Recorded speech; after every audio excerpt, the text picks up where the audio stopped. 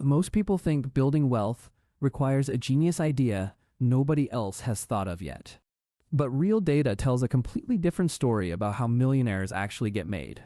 Roughly half of America's millionaires built their fortune through simple, unglamorous business ownership. Not tech startups, not viral apps, not anything you would ever bother posting about online.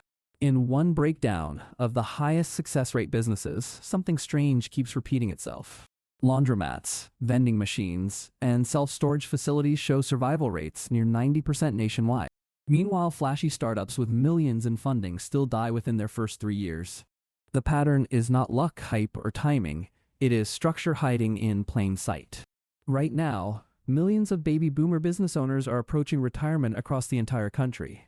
Many of them own exactly these kinds of boring, profitable, unglamorous local businesses today. Most have no children interested in taking over, and no clear plan for succession either. That creates a rare window where patient buyers can step into proven cash flow immediately. By the end of this video, you will know 10 boring businesses quietly creating millionaires. You will see the exact filters one man used to choose his very first business. You will also learn the common mistakes that quietly sink new boring business owners. And you will watch the precise month his side income finally beat his real job. Marcus did not start rich, connected, or even particularly confident about money in general. At 34, he worked as an operations coordinator for a regional logistics warehouse. He brought home $3,650 a month after taxes were taken.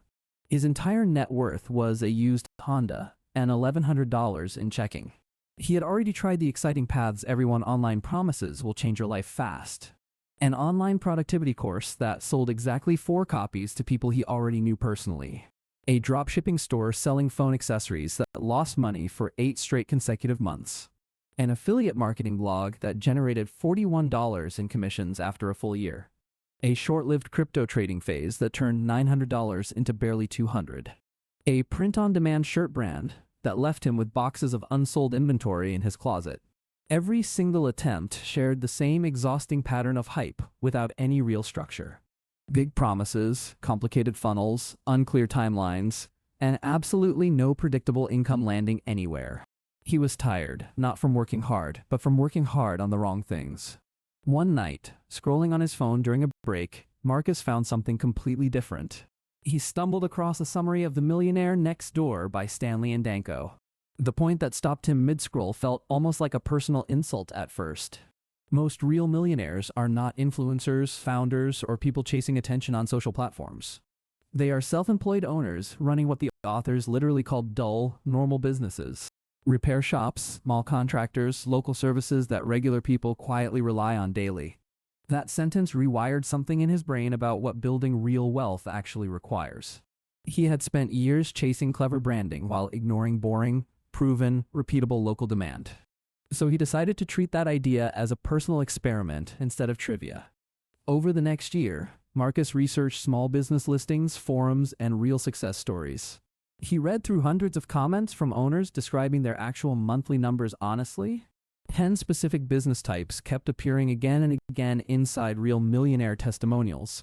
Here is where his journey begins, and where yours could realistically begin too.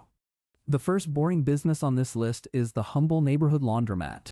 Marcus almost skipped this idea, assuming nobody used laundromats anymore in modern America. Then he checked the actual numbers behind renters, apartment dwellers, and busy working families. People without in-unit washers need clean clothes every single week without exception. They pay in small amounts and return automatically without needing any reminder at all. Marcus found an aging laundromat 20 minutes from his apartment, run by a tired owner. The asking price sat at $174,000 for the entire operation. Net income after expenses averaged around $3,800 every single month already. He scraped together $22,000 through savings, a small loan, and selling his car. The owner agreed to finance the rest over 6 years if Marcus kept existing staff. Month 1 as owner, gross revenue landed around $8,600 total that month. After rent, utilities, soap supplies, and loan payments, Marcus kept $1,100 personally. That was barely more than pocket change, but it required 0 extra job hours. By month 7, after adding card readers and a monthly wash pass, profit rose sharply.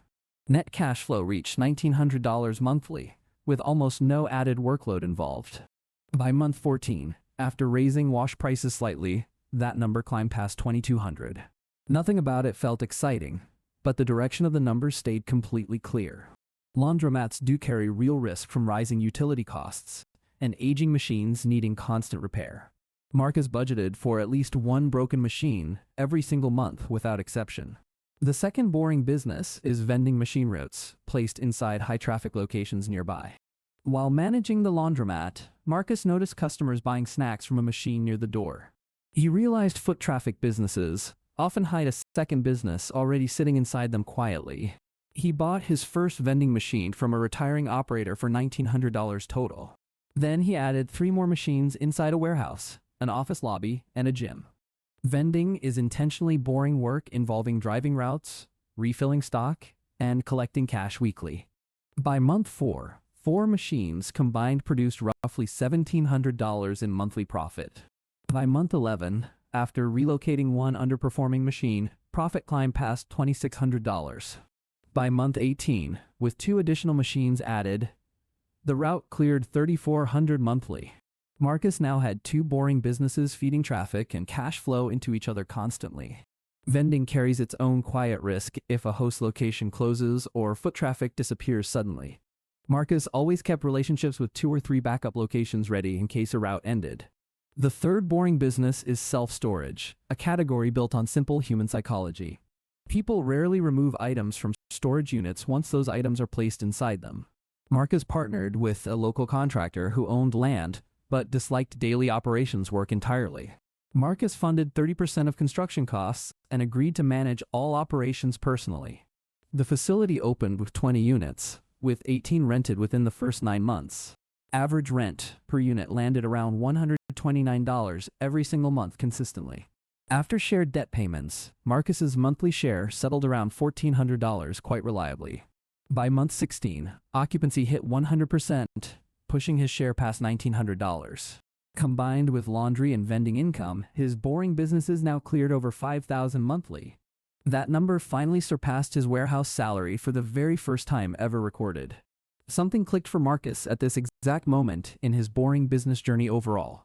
The specific business type mattered far less than the underlying pattern connecting all 3. Small repeat payments, essential services, and behavior that keeps customers coming back automatically every time. Storage facilities do face risk from oversupply if too many competitors build nearby simultaneously. Marcus checked local permit records before committing, confirming no new facility was already planned nearby. Before continuing, let's cover the remaining 7 boring businesses appearing repeatedly in Millionaire stories. The fourth boring business is small, local car washes, not giant automated highway tunnels. Car washes require equipment investment once, then let volume handle all future heavy lifting alone. Case studies Marcus reviewed showed modest car washes generating 6 figures with minimal staffing needed. He studied one 4-bay listing priced at $290,000 total that year. Claimed annual net income sat around $68,000 after all expenses were paid. Customers pay $10 to $15 without hesitation and return whenever their car looks dirty again. No committee meeting decides whether a car wash is worth the money that week. The real asset here is often the land itself, which quietly appreciates over time regardless. The fifth boring business is pest control, a recurring route-based service industry entirely. Forum posts from real pest control owners all describe the exact same underlying pattern repeatedly. Customers sign up once, then stay on a predictable monthly service route for years afterward. One single route covering 70 homes at $55 monthly generates $3,850. Adding 2 more routes quickly moves that single business into serious 6-figure territory annually. Technicians need a truck, basic chemicals, licensing, and a reliable weekly scheduling system in place. Most cancellations happen only when a family moves away, not because of poor service. Pest control does require proper licensing, insurance, and careful chemical handling to operate legally. Skipping these requirements is illegal and can shut down an otherwise promising business overnight. The sixth boring business is residential property management, the bridge between landlords and tenants. A solo manager handling 50 rental doors at $90 monthly earns $4,500. Scaling toward 150 doors with a small support team multiplies that income significantly further. Most landlords happily pay to avoid handling repairs, screening tenants, and collecting rent themselves. The workload is real, but almost none of it requires expensive equipment or inventory. Property management carries reputational risks, since one bad tenant dispute can cost an entire contract. Clear written agreements with landlords protect against most disputes before they ever start escalating. The seventh boring business is junk removal, an unglamorous service almost everyone eventually needs. People pay premium prices to avoid hauling furniture, appliances, and debris themselves entirely alone. One small two-truck operation in a mid-sized city cleared $11,000 monthly consistently. Startup costs stayed low, mainly a used truck, trailer, and basic hauling equipment purchased secondhand. Word of mouth alone kept that calendar booked most weeks without any paid advertising at all. Junk removal is physically demanding, and fuel plus dump fees can quietly shrink margins fast. Owners who track disposal costs carefully protect their profit far better than owners who guess. The eighth boring business is ATM routes placed inside bars, gas stations, and small shops. Owners earn a small surcharge fee every single time someone withdraws cash nearby. A route of 15 machines generated around $3,100 monthly in pure surcharge profit. The business requires almost no customer interaction and minimal ongoing maintenance once installed properly. Cash gets refilled weekly, machines get serviced occasionally, and the fees simply accumulate quietly. The main risk here is declining cash usage, which varies significantly by neighborhood and clientele. Bars and small shops with older customer bases tend to keep ATM usage steady longer. The ninth boring business is dumpster rental, serving contractors, renovators, and clean-out projects constantly. One owner started with 4 dumpsters and a used pickup truck for hauling loads. Within 18 months, that fleet expanded to 12 dumpsters, generating over $9,000 monthly. Construction never stops completely, meaning demand for temporary debris removal stays consistently steady year-round. Delivery and pickup scheduling became the entire job once the fleet reached a certain size. Dumpster businesses depend heavily on local construction activity, which can slow during economic downturns. Diversifying between contractor clients and homeowner clean-out jobs helps smooth out that seasonal risk. The 10th boring business is commercial cleaning, servicing offices, clinics, and retail spaces nightly. Contracts are typically recurring, paid monthly, and rarely canceled once trust gets established firmly. One small janitorial operation with 6 recurring contracts brought in $14,000 monthly revenue. Labor costs ate a large portion, but net margins still stayed comfortably predictable overall. Adding a 7th contract required almost no additional overhead beyond one extra part-time cleaner.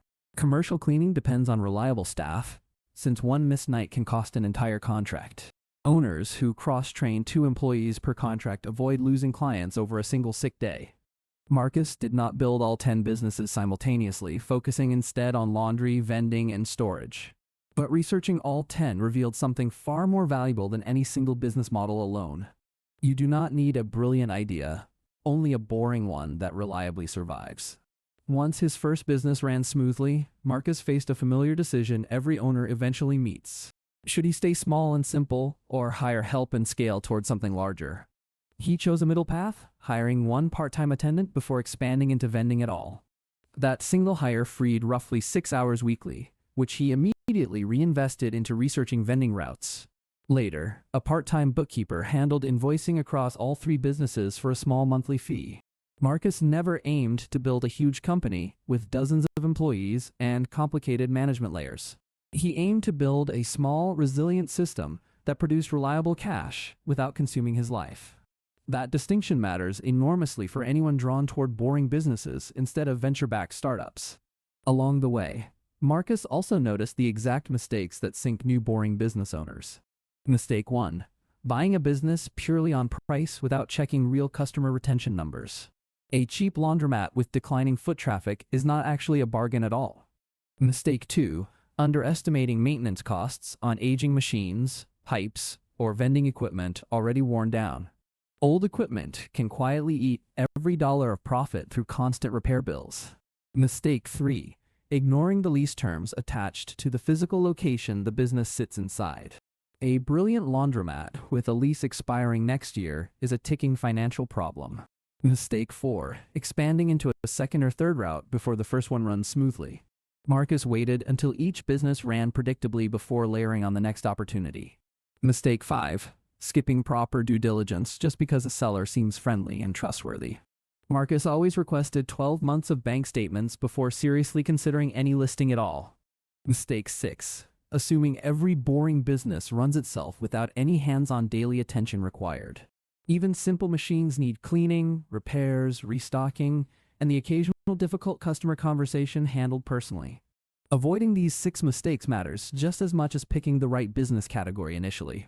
Before buying anything, Marcus built a simple checklist he used to evaluate every single listing. First, he asked for actual bank deposits, not just the seller's verbal claims about revenue. Second, he visited the location at different times of day to observe real customer traffic. Third, he asked exactly why the current owner wanted to sell the business right now. Fourth, he checked the remaining lease term and whether renewal terms were reasonable and clear.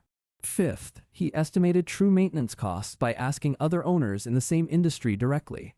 Sixth, he calculated his break-even point before signing anything or transferring any money whatsoever.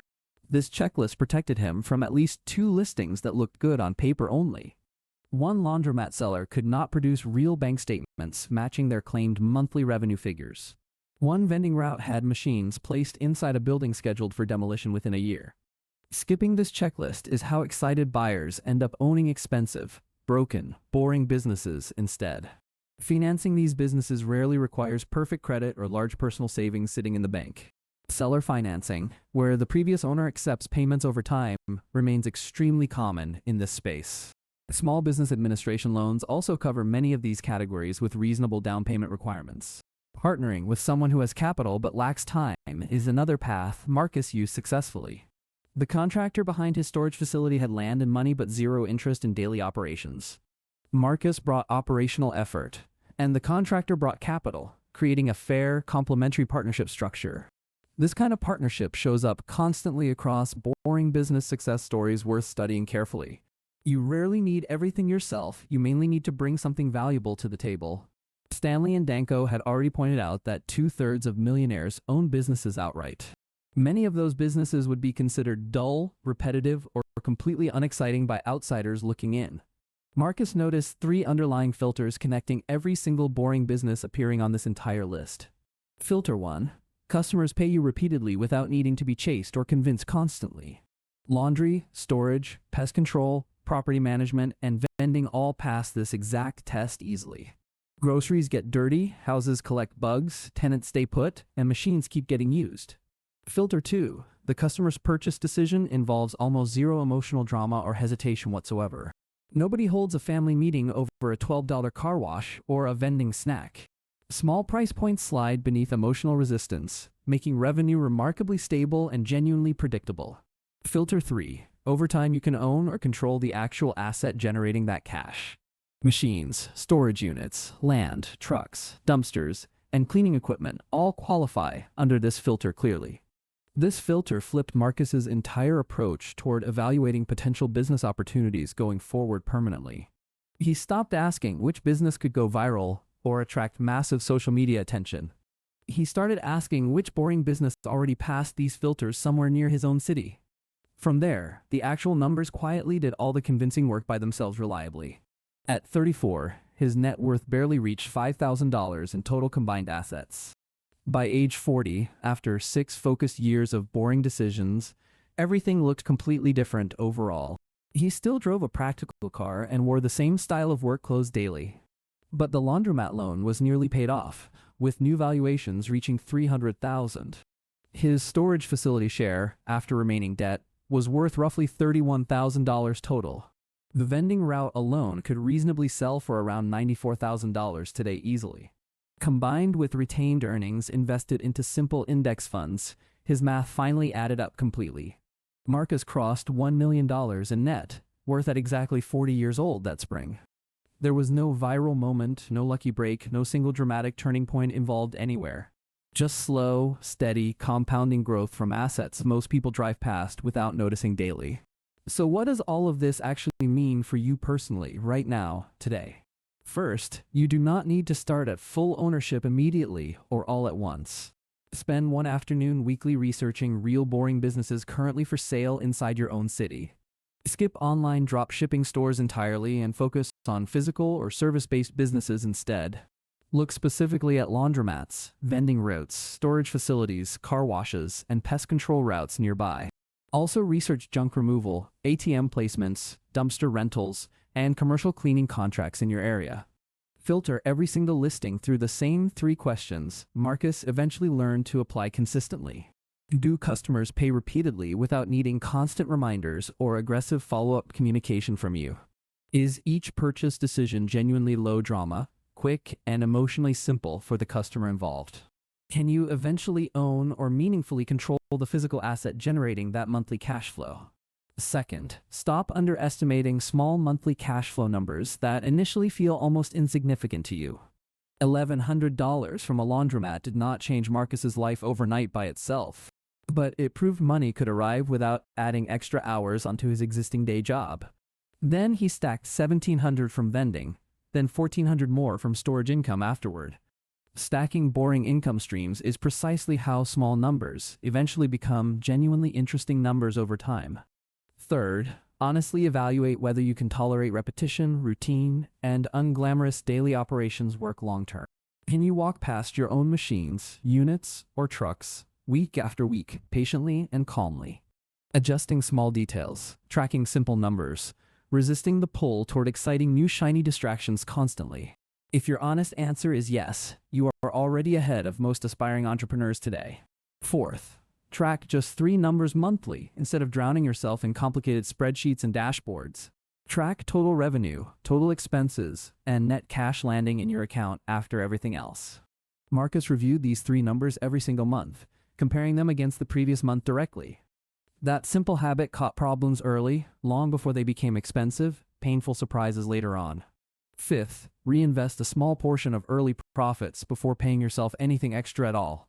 New card readers, better locks, or a slightly nicer sign often pay for themselves quickly. Marcus reinvested roughly 20% of profit for 2 years before increasing his own personal pay. Not every boring business fits every personality, so match the work to your own temperament honestly. If you enjoy fixing small mechanical problems, vending routes or laundromats will likely suit you well.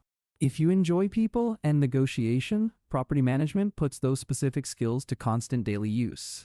If you prefer working alone with minimal customer contact, ATM routes or dumpster rental fit naturally. If you like structure and repeat scheduling, pest control routes reward that exact kind of discipline. If you don't mind physical labor, junk removal, or commercial cleaning can start with very little capital. Matching temperament to business type matters just as much as matching location to local demand patterns. Here is exactly what you can do tonight before closing this video completely and moving on. Pick just one of these 10 boring categories that genuinely fits your local city best. Dense rental areas favor laundromats or small storage facilities near apartment complexes nearby specifically. Spread out suburban areas often favor pest control, lawn care, or junk removal services instead. Commuter-heavy areas frequently favor vending routes, car washes, or dumpster rental businesses locally. Write down 3 concrete, boring, unglamorous action steps you could realistically take this week. Search listings for laundromats or vending routes currently for sale within your local area. Call one local property manager and simply ask which tasks they genuinely dislike most doing. Visit one storage facility and ask the owner honestly how occupancy has trended lately. These feel like tiny steps, but tiny boring steps started every single story mentioned here. Years from now, people will look at successful owners and casually assume they were lucky. They will see the businesses, the numbers, and the comfortable, quiet financial results achieved. They will never see the countless nights spent researching laundry machines and storage software instead. They will never see the spreadsheets, the phone calls, or the slow, patient negotiations involved. You do not need to copy Marcus's exact combination of laundry, vending, and storage specifically. You only need to copy the underlying principle connecting every single boring business here today. Own boring, serve real ongoing needs, and stack small, predictable, low-drama monthly cash flow consistently. None of these 10 businesses require permission, connections, or a special degree to get started. They require patience, basic math, honest due diligence, and a willingness to do unglamorous work. That combination is rarer than talent, which is exactly why it still works so reliably. While others wait for a perfect, exciting idea, boring owners quietly buy proven, working systems instead. While others chase attention, boring owners chase retention, recurring revenue, and steady monthly deposits. If you apply that principle with patience across enough months and enough years ahead, you might eventually look up one day and recognize the exact same quiet result. Not because you got lucky, but because you finally stopped ignoring what was working the whole time.